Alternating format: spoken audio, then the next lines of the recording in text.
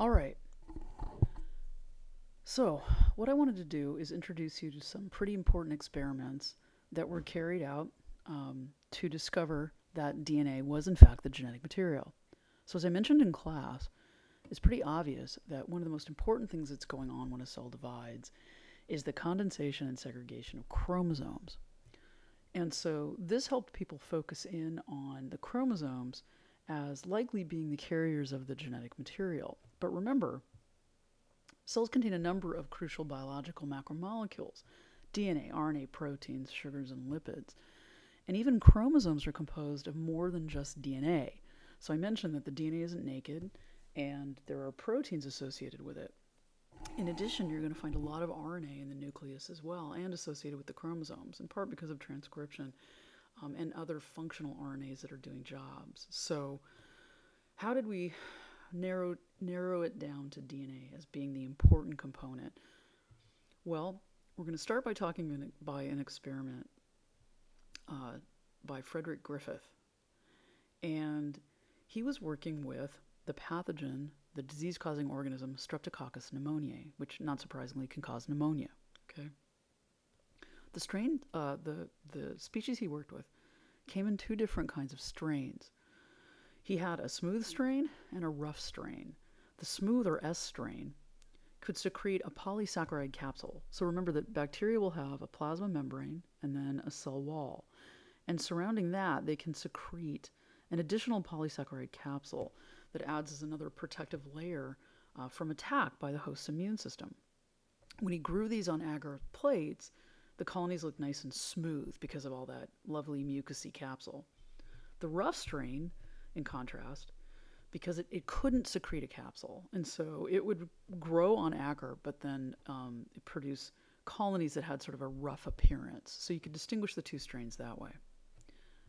Now, what he did was he was studying the properties of the bacterial strain, and he would inject living type S bacteria into mice. Okay? And what we would find is that after several days, the bacteria started to grow. He'd inoculate their lungs, the bacteria would grow, produce pneumonia, and kill the mice. So there we go, dead mice. He then went in and extracted the bacteria from the tissues, put it on an agar plate, and as you can see, you're going to culture live type S bacteria back out again. Next, he took type R bacteria. He also injected those into the mice. After several days, okay, the mice were still alive. He then tried to remove samples from, say, the lungs and culture them on an agar plate, and nothing grew. The reason for this is that the mouse's immune system was able to target the pathogen, attack it, and destroy it so that it couldn't cause disease. Next, he took heat-killed type S bacteria. So he basically grew up the bacteria, then he killed it. And you can see that he's supposed to look rough anyway. He killed the bacteria and then injected those into mice. And not surprisingly, the mice survived because dead bacteria can't replicate, so they can't develop in the lungs and cause disease. When he tried to extract samples and grow them on agar plates, he discovered that, of course, nothing grew because dead bacteria don't replicate. So, okay, great. Next, the last experiment we're going to mention was kind of strange. And what he did was he took live type R bacteria and he mixed them with dead, heat-killed S bacteria. Now, neither the heat-killed S nor the live R bacteria alone could cause disease. But he mixed the strains first, and then he injected them into the mice. And surprisingly, the mice died. So what happened? What was going on? Well, basically, he collected cells from the dead mice, grew them on agar, and it turns out that what he saw was effectively S bacteria isolated from the dead mouse. Now, here's the thing. Dead bacteria can't come back to life. Okay, so it couldn't be that these cells regenerated. Somehow, there was some principle, some molecule that was passed from the dead S bacteria to the live type R bacteria, and that this material transformed the live type R strain into an S strain. Okay. So, to summarize, Griffith concluded that something from the dead S bacteria was transforming the non-virulent type R bacteria into a disease-causing virulent strain. Okay, so then he called the process itself transformation, and the material that did it the transforming principle, or the transformation principle. So Griffith didn't know what it was. But here's the thing. What is the genetic material used for? It's used to build and run an organism. What he did was he saw that there was some principle moving, right, from dead type S bacteria to the live type R bacteria that carried information that changed the phenotype and behavior of the R strain and made it look and act like S strain bacteria. Likely what was moving from S to R was genetic material. Okay. Now, I need to just talk about a couple little principles here very quickly before we get into the next experiment that extended on Griffith's work. All right. So, as you learned in general biology, antibodies recognize proteins on the R bacteria, or an antibody can recognize proteins. And it turns out that you can have antibodies that can recognize proteins on the surface of the R bacteria, but can't get to those proteins if there is a capsule. So imagine there's a big capsule here, and the antibodies would not have access. So the S strain bacteria are protected from antibodies. The R bacteria are not. And this is one of the reasons why the mice can fight off R bacteria, because they can make antibodies that can recognize proteins on the surface and attack and destroy R bacteria. S bacteria have a capsule that protects them. Okay. So, interestingly, if you mix antibodies with S strain bacteria, the bacteria can't be recognized by the antibodies, and the S strain goes happily along its way. If you mix antibodies to R strain bacteria with the R strains, what you find is that the antibodies bind to surface proteins and can cause aggregation. So you see that the antibodies are actually grabbing multiple cells, and as a result of this, you aggregate all the cells together. Okay. So this is one way you can actually tell the strains apart, is how they respond to antibodies that recognize proteins on the R strain bacteria. So using this property, Oswald Avery in his lab conducted some experiments. So Griffith was working in the late 20s. Avery and his group was working in the 40s, all right? So what they decided was, we know that the S strain bacteria contain some transforming principle that can convert live R bacteria into the virulent S bacteria. And what they did was they collected material, okay, from type S cells, and they made extract. Okay. So now what they have is they have live type R cells.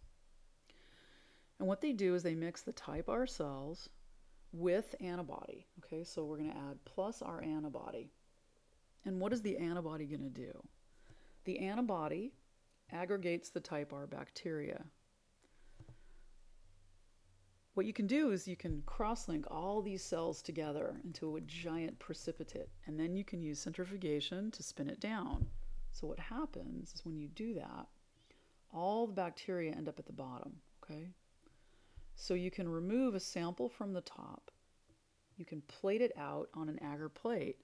And the idea is that what's left? Nothing. Because you aggregated all the cells. Okay. Next, they took extract from their heat-killed S bacteria, and they mixed them together. Okay, so you mix the extract with the live R cells. Okay. Next, you add your antibody, and the antibody is going to grab all of the R cells and collect them into a giant aggregate. So you centrifuge this mix, and then you remove a sample from the top, okay, that wasn't aggregated. And what you find is you see cells on your plate, and they look like S strain bacteria. Okay, so some material was transferred from the S cell extract and taken up by the live R cells, and the live R cells became transformed. Okay. So, in order to show that the material that was being taken up by the live R strain was DNA, Avery's group did 3 different treatments to their S cell extract. All right, the first thing they did was they took their S cell extract and they treated it with proteases. So remember, proteases will destroy protein. Okay, so the proteins in this were gone. What does that leave you with? You still had DNA, and you still had RNA. Sorry, I'm trying to write on this thing. It's not working so well. Okay, so guess what? You take your extract, you treat it with proteases to kill all the proteins. You mix the extract with live R cells. All right, you allow enough time for transformation. You mix in your antibodies to collect all the live R cells, and you ask, were any of those cells transformed into S-like cells? You collect the leftover cells that didn't aggregate, and guess what? You saw some cells and they looked like S bacteria. So this could imply either DNA or RNA was the transforming principle. So next, what did they do? They took their extract and they added RNase. Now, RNase is going to destroy RNA. So what does that leave you with? That leaves you with DNA or protein. So those are the only components that could be in your S cell extract. You mix the extract with the live R cells. Give them time for transformation to take place if it can. And then you add your antibodies, you aggregate the live R cells, and you ask, are there any S cells protected from the antibody left alive? You collect those cells and you put them on a plate, and yes, you saw that transformation occurred. Okay. Now, this would suggest that either DNA or protein could be the transforming principle. Well, we already know that if we get rid of proteins, we can get transformation. Now we know if we get rid of RNA, we can get transformation. So the only thing in common in these 2 extracts, dang it, is, here we go, either DNA, right? DNA is it. DNA is the only biological macromolecule that was left. So the last thing they did to show that DNA was in fact the transforming principle is they mixed their extract with DNases. DNase destroys DNA. So the only thing that was found in this extract after treatment was RNA and protein, okay? So they mixed this treated extract with live R cells, allowed time for transformation to occur if it was going to occur. Then they added their antibody. It aggregated all the live R cells. They took a sample of what was left, put it on a plate, and look at this. There's nothing. By destroying the DNA, they eliminated the ability for the S extract to transform the R cells. They destroyed the transforming principle. And what this transforming principle was then was DNA. Okay, so good. DNA appears to be the transforming principle. Next, is there any other evidence that DNA was likely to be the genetic material? And the answer is yes, and this came from experiments by Erwin Chargaff. And so Chargaff was very good at extracting DNA from the cells of different species. So everybody knew that DNA contained adenine, guanine, cytosine, and thymine, and adenine, guanine, cytosine, and thymine as the 4 bases. But what Chargaff discovered was when he looked at the composition of DNA from different organisms, he found that the amount of A-containing DNA always equaled the amount of T-containing DNA, while the amount of G found in the DNA always equaled the amount of C. And what was neat is the following. Okay, this is a table of the base content of the DNA from a bunch of different species. Look at that. So a couple bacteria species, there's our Streptococcus, yeasts, turtles, salmon, chicken, and human. And essentially what he found, again, is that in general, the amount of A equaled the amount of T, while the amount of C equaled the amount of G. Okay.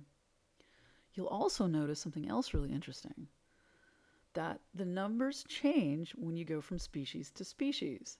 which kind of makes sense because every species is going to have different genetic material, and because they look different and they act different. And so the amount of AT and GC is going to vary from species to species, which is pretty neat. Okay. So the last experiment that I want to mention to you is an experiment done in the early 50s by Martha Hershey and Alfred Chase. And what they did was use viruses, bacterial viruses, to help prove that DNA was the genetic material. So far we have a lot of evidence from Avery's work and from Chargaff, but people still thought, no, it can't be DNA, it's probably proteins, because proteins are so much more interesting than DNA. So this was kind of the nail in the coffin, the final experiment that really convinced a lot of scientists at the time that, yes, DNA is the genetic material. So I need to tell you a little bit about viruses, all right? And we'll come back to these again. So just a little bit of a reminder of what a virus does. The goal of a virus is to basically take over and reprogram a host cell. So this is an example of what we call a bacteriophage. A phage is phagy refers to eating, and a bacteriophage is a bacteria eater. And basically, the idea is the virus recognizes a correct host cell and somehow reprograms it, presumably by injecting its genetic material, and you can see that in red, into the host cell. This is the instructions for creating new viral particles, including more genetic material. Okay? And so what you find is that when a bacteriophage infects a host bacterial cell, you're going to see the production of a lot of DNA and a lot of proteins.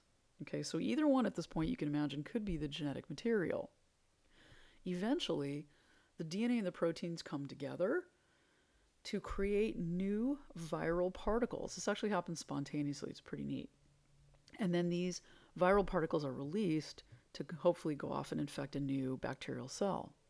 Okay, so this is a close-up of the bacteriophage that Hershey and Chase were using. It's bacteriophage T2. And again, as you can see, the idea is that there was this elaborate sort of protein coat surrounding DNA.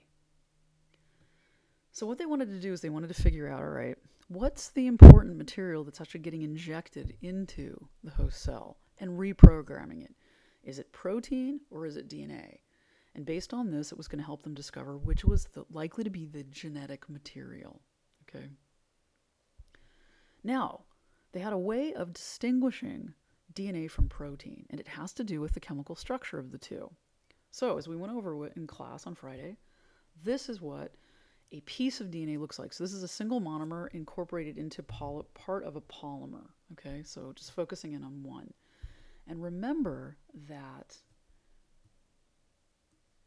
DNA contains phosphate. All right. And so Hershey and Chase could get a hold of radioactive phosphorus. And if they grew bacteria in radioactive phosphorus, and they threw bacteriophage in radioactive phosphorus, eventually they could actually create viruses whose own DNA is radioactive. Now, viruses also have a lot of proteins, and as you know, proteins are made up of amino acids. Well, an important amino acid is cysteine. And if you look, cysteine has what's known as a sulfhydryl functional group.